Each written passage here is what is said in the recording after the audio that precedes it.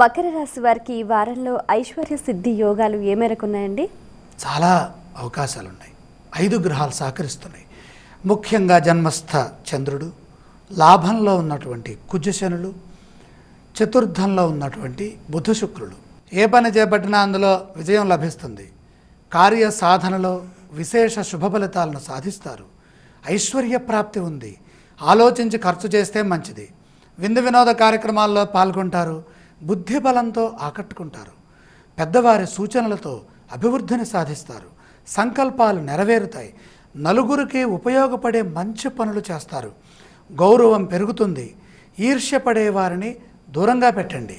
మకర రాశి వారు పఠించవలసిన స్తోత్రాలు ఏవండి? హనుమాన్ చాలీసా చదువుకోవటం చాలా మంచిది. ఆలయ సందర్శన క్రమంలో ఏ దేవీ దేవతలను దర్శించాలంటారు? సింధూర వర్ణంలో ప్రకాశిస్తున్నటువంటి ఆంజనేయ స్వామి వారిని దర్శిస్తే మంచిది.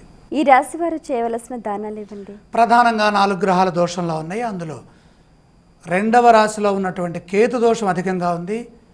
కేతు ప్రీతి కోసమై మహాగణపతిని ఆరాధిస్తే మంచిది.